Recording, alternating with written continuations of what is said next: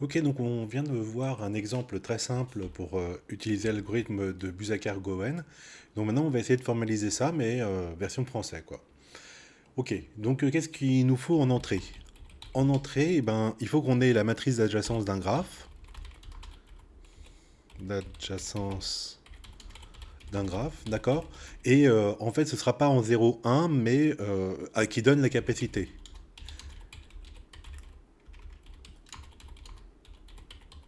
D'accord? Donc, ce ne sera pas 1, mais ce sera la capacité. Si la capacité c'est 1, c'est 1. Si la capacité elle est de 15, ce sera 15 dans la matrice. D'accord? Ok, mais il nous faut aussi la matrice des coûts. Alors, comme on va la séparer, hein, d'accord?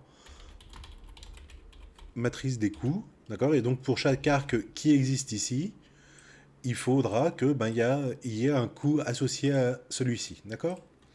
Alors, on va pas faire de vérification, etc., mais dans votre programme, dans un vrai programme, hein, ce sera intéressant d'avoir une partie vérification, compatibilité, vous êtes d'accord?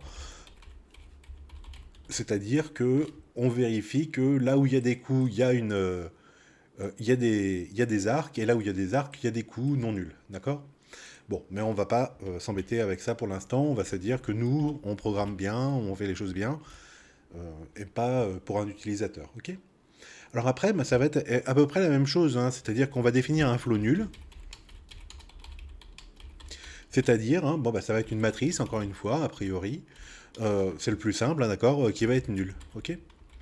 Et donc on va à chaque fois faire un graphe d'écart, donc création, hop là, d'un graphe d'écart. Alors pour l'instant, après je mettrai le temps que, hein, d'accord?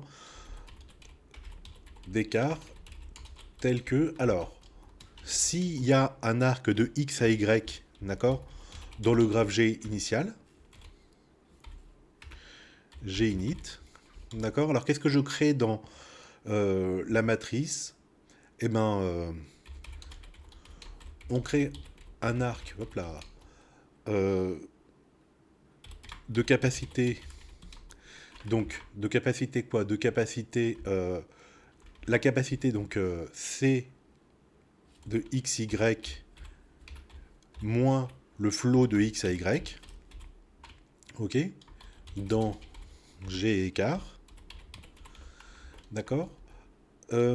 Si donc toujours pareil, hein, si l'arc XY existe dans Ginit, donc on crée un arc ça, et on peut aussi créer, alors peut-être je vais mettre comme ça, pof, on crée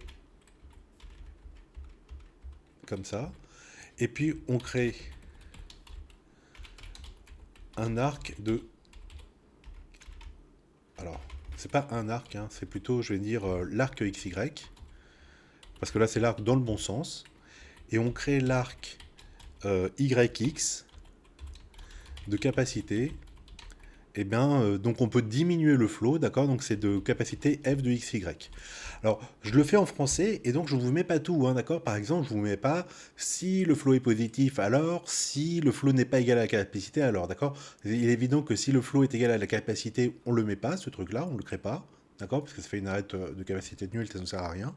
Et pareil, là, s'il n'y a pas de flow qui passe encore dans l'arc xy du graphe de départ, on ne crée pas cet arc-là, ok? Mais voilà. Et après. Donc une fois qu'on a créé ce graphe d'écart, donc ça c'était la création du graphe d'écart, donc on cherche euh, un chemin, un plus court chemin plutôt, de, alors source appui, de, alors attention, de poids minimum.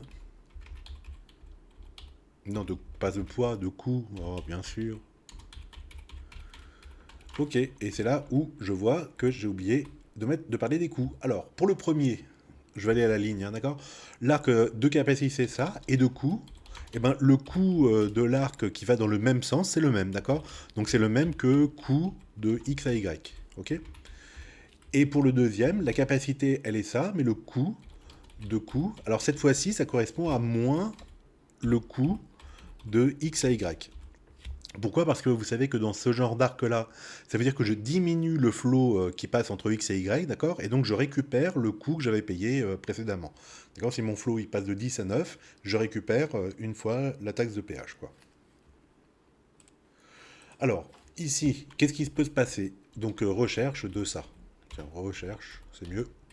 Alors, si j'en trouve, si on en trouve un,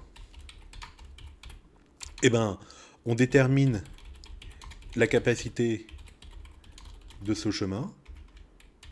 Alors, je vais aller à la ligne pour que vous ayez tout comme ça. De ce chemin, d'accord, qui est le min des capacités des différents arcs, des arcs du chemin, quoi. Ok. Et voilà. Et donc, si on en trouve un, on fait ça. Et on augmente le flow de... Alors, si on trouve un, détermine la capacité de ce chemin, c'est-à-dire le minimum 1. Donc, la capacité, je l'appelais C, d'accord, ça ne vous dérange pas. D'accord. On augmente le flow de C, dans le graphe initial, bien sûr. Voilà, de C, le long de cette chaîne, hop là, augmentante. Toujours pareil, si jamais je prends donc le flot de C, là, si jamais je prends l'arc dans le bon sens, j'augmente réellement le flot de C, d'accord, de ce rang C ici, d'accord. Et si jamais je l'ai pris dans le sens contraire, je le diminue de C, ok. Voilà, et si on n'en trouve pas,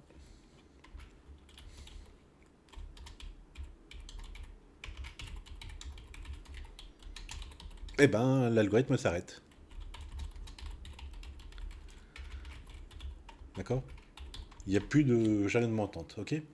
Et donc ça, je le fais tant que quoi, eh ben, alors il faudrait que je puisse rentrer, hein, d'accord. Mais donc la création du graphe départ, d'accord. Bon, c'est tant qu'il existe une chaîne augmentante, ou plutôt un chemin, voilà. Un chemin minimum dans le graphe d'écart. Faire, ok. Alors, tel que je l'ai écrit ici, puisque je parle de graphe d'écart, etc., tel que je l'ai écrit ici, bon, tant que, il faudrait déjà que je crée le premier, donc à l'initialisation, que je crée un graphe d'écart. Hein. Création, hop là, raté, d'un graphe d'écart. Et quoi?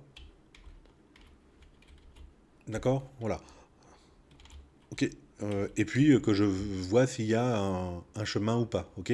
Pour dire que tant qu'il existe un chemin. Ok. Sinon, qu'est-ce que je fais? Ben, je fais un truc. Bah tiens, truc égale trou. D'accord. Tant qu'il existe un chemin min dans le graphe d'écart ou hop pour rentrer dans ma boucle. Hein, d'accord. Ou truc. D'accord. Donc comme ça, je suis sûr de rentrer puisque truc est vrai, donc avec vrai, d'accord. Et juste après, je mets truc égale false, d'accord. Et puis c'est tout, je le changerai jamais, ok. C'est juste pour dire rentre au moins une fois dans la boucle, d'accord, et essaye, ok, puisque sinon il faut que je crée un graphe d'écart et que je fasse la recherche du coup du plus court chemin, d'accord, en coup, hein. Et donc ça reviendrait à faire ça à ce niveau-là, d'accord. Donc autant utiliser à la boucle, ok. Je vérifie ce que j'ai écrit.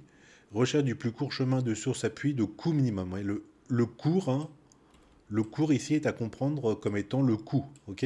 Donc quand je fais cette recherche-là, je n'utilise pas du tout la capacité. En fait, je n'utilise que le coût. Ok.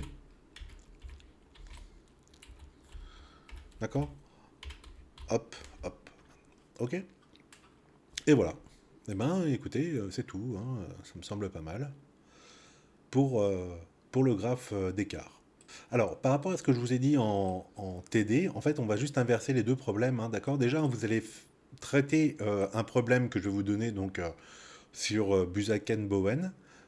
Gowen, d'ailleurs, c'est pas Bowen, c'est Gowen. Hein. Et c'est pas Buswaker, c'est Busaker comme ça. Voilà. Donc déjà, il faut faire la résolution de ça, et puis après, il faut réfléchir à comment modéliser le problème de speed dating des mariages stables. D'accord. Donc c'est plutôt le problème 1, c'est plutôt le problème Busaker-Gowen machin, et puis là, ce sera le problème 2, parce qu'il faut une vraie phase de modélisation, hein, d'accord.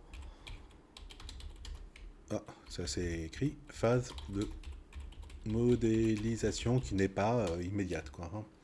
Ok. Voilà, donc je vous donne un graphe de coût minimum, etc. Alors voici celui que je vais vous proposer, hein, vous le voyez ici. Donc je vous rappelle que le premier chiffre, c'est la capacité de l'arc, le deuxième, c'est le coût d'emprunt pour chaque unité qui parcourt l'arc de cet arc. Le troisième, c'est le flow, donc le flow, il est nul. Alors à ce propos, quelque chose que j'ai pas dit ni dans Busakenbauer présentation générale, ni dans le petit texte là que je viens de faire, c'est qu'il faut absolument partir d'un d'un flow nul. C'est-à-dire que l'algorithme de Ford-Fulkerson, vous pouvez améliorer un flow qui est déjà existant, mais Busaken-Bowen, vous pouvez pas, si jamais vous êtes dans un flow, il se peut qu'il soit de un maximum de capacité très cher, et ben vous pouvez pas trouver le moins cher avec les graphes d'écart, etc. Donc il faut vraiment partir du flow nul tel que c'est défini ici. Ok. Hélas, on peut pas faire du recyclage de choses. Donc voilà pour ces exercices.